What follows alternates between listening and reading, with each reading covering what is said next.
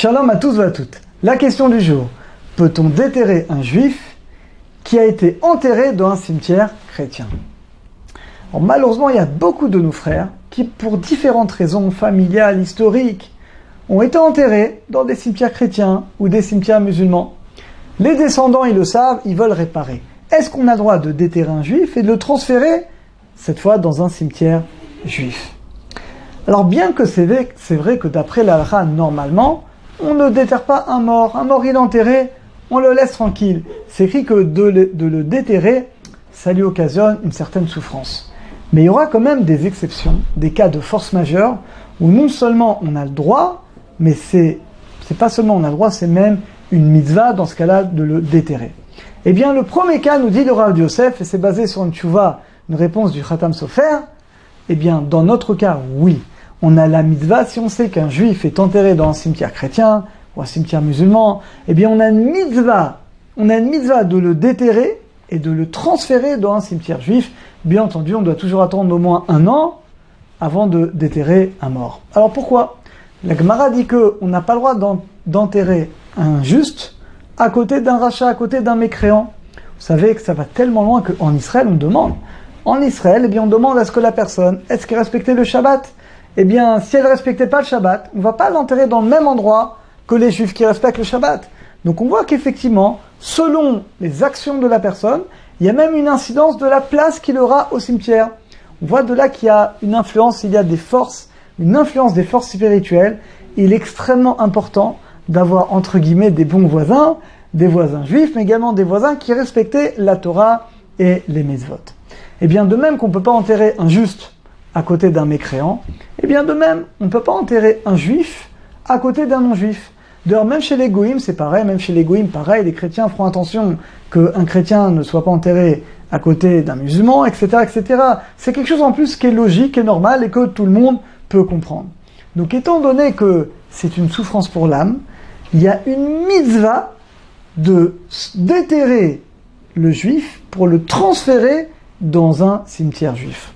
Encore plus, nous dit le Rav Yosef, si la proximité est de 4 amot et de moins de 2 mètres. C'est-à-dire concrètement, on a un juif et il est enterré dans un cimetière chrétien ou musulman et donc forcément dans les 2 mètres, eh bien il y a des tombes qui sont d'autres religions.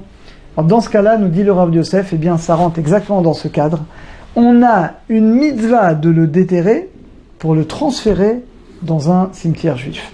Alors c'est vrai qu'aujourd'hui, par exemple, en France, on a un grand problème, parce qu'il y a plusieurs endroits, à Pantin notamment, et d'autres endroits, d'autres cimetières, où maintenant les séparations ne sont plus respectées, et des fois des carrés juifs, aujourd'hui, vous voyez, tout est mélangé, et c'est un extrêmement grand problème, et a priori, il faut se débrouiller de ne pas aller là-bas, parce que finalement, l'âme, si un juif, dans les 2 mètres, il y a une tombe qui n'est pas juive, eh bien ça lui occasionne une souffrance. Donc dans ce cas-là, il y aura une mitzvah de le déterrer.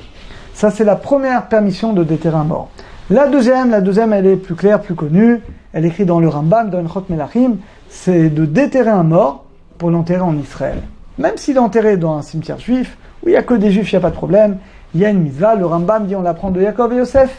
On l'apprend à Yaakov Avinu, qui a demandé, donc à son fils, de l'enterrer en Israël.